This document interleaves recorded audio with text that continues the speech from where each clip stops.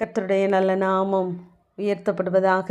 109 சங்கீதம் 30 கர்த்தரை நான் என் வாயினால் மிகவும் துதித்து அநேகர் நடுவிலே அவரை புகழுவேன் என்று சங்கீதக்காரனாகிய தாவீது தன்னை தவறாக குற்றம் சாட்டுபவர்களை நீர் நியாயம் தீர்க்க வேண்டும் என்று தேவனிடத்தில் பரிந்து பேசுவதாக இந்த சங்கீதம் எழுதப்பட்டு இருக்கிறது.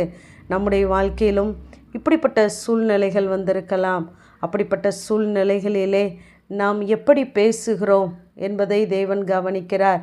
நாம் நம்முடைய வாயினால் தேவனை துதிக்க வேண்டும், அவரை அநேகர் நடுவிலே புகழ வேண்டும் என்று தேவன் எதிர்பார்க்கிறார். ஏனென்றால் தேவனால் செய்ய முடியாத அந்த காரியத்தை தேவன் நம்மை கொண்டு செய்ய வேண்டும் என்பதற்காகவே நம்மை ஏற்படுத்தி இருக்கிறார்.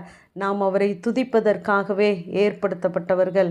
ஆகவே நம்முடைய வார்த்தைகள் எப்படிப்பட்டதாக இருக்கிறது என்று தேவன் கவனிக்கிறார். பிதாவாகிய தேவனை நாம் ஒரே வாயினால் மகிமைப்படுத்தும்படி என்று ரோமர் 15:5 வாசிக்கிறோம். அந்த ஒரே வாயினாலே நாம் துதிக்கிறதும் சபித்தலும் இருக்கக்கூடாது. யாக்கோப்பு 3 துதித்தலும் சபித்தலும் ஒரே வாயிலிருந்து புறப்படுகிறது. என் சகோதரரே, இப்படி இருக்கலாகாதென்று எழுதுகிறார். நம்முடைய வாயிலே துதித்தலும் சபித்தலும் இருக்கக்கூடாது. தேவனை துதிப்பதற்காகவே ஏற்படுத்தப்பட்டு இருக்கிறோம். இந்த ஒரே வாயினாலே தேவனை நாம் மகிமைப்படுத்துகிறவர்களாக இருக்க வேண்டும். நம்முடைய வாயினாலே நாம் பேசுகிற பேச்சுக்கள் எல்லாம் எப்படிப்பட்டதாக இருக்கிறது என்று வேதம் சுட்டி காட்டுகிறது. மேட்டிமையான பேச்சாய், சீர்கேடான பேச்சாய், அகந்தையான துரோக பேச்சாய், விளங்காத பேச்சாய், சூதான பேச்சு என்று இப்படி அநேக பேச்சுக்களை வேதம் நமக்கு சுட்டி காட்டுகிறது. ஆகவே நாம் அப்படிப்பட்டவைகளை பேசாதபடி தேவனை துதிக்கிறவர்களாக இருக்க வேண்டும்.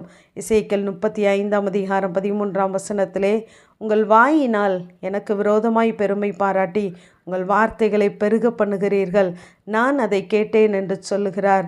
நம்முடைய வாயினால் நாம் பெருமையாக பேசினோம் என்றால் நம்முடைய வார்த்தைகள் பெருகி கொண்டே போகும். இங்கு மல்கியா 3 நாம் பார்ப்போமானால் நாம் தேவனுக்கு விரோதமாய் பேசுகிறோம் என்பதை அங்கு சொல்லுகிறார்.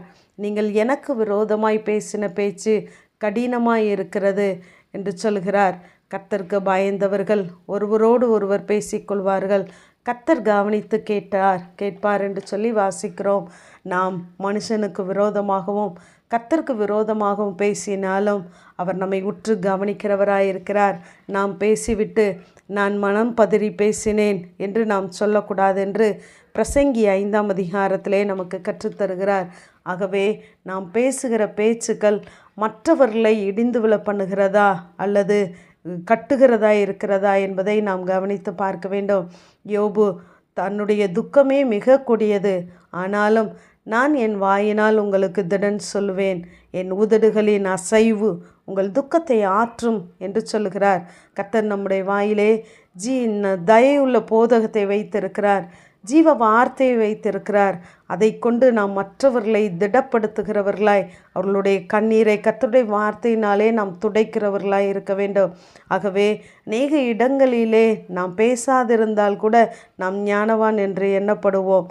அதை சங்கீதக்காரன் சொல்லும் பொழுது நான் நலமானதை கூட பேசாமல் அமர்ந்திருந்தேன் என்று சொல்லுகிறார்.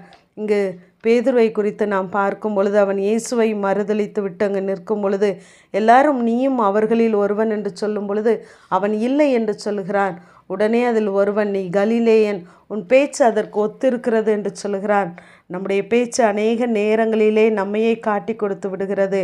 ஆனால் நீதிமொழியிலே சொன்னது போல பேசாதிருந்தால் மூடனும் ஞானவான் என்று எண்ணப்படுவான், தன் உதடுகளை மூடுகிறவன் புத்திமான் என்று எண்ணப்படுவான் என்று வாசிக்கிறோம். நாம் எந்த இடத்திலே எதை பேச வேண்டும், எதை பேசக்கூடாது என்பதை நாம் கற்றுக்கொள்ள வேண்டும்.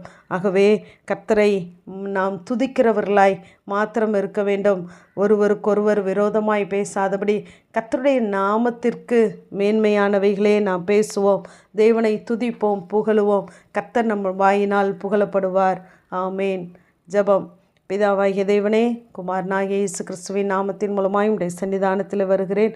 என் நாவினால் அவர் புகழப்பட்டார் என்ற வேத வார்த்தையின்படி கர்த்தாவே, நாங்கள் பேசுகிற எல்லா வார்த்தைகளிலும் செய்கைகளிலும் நீர் மகிமைப்படும்படியாய் நாங்கள் ஜெபிக்கிறோம். எங்களை துதிப்பதற்காகவே ஏற்படுத்தின தேவன் ஆண்டவரே, எங்களிலே நிறைவேற்றுங்க. இயேசுவின் மூலம் ஜெபங்களும் எங்கள் நல்ல பிதாவே.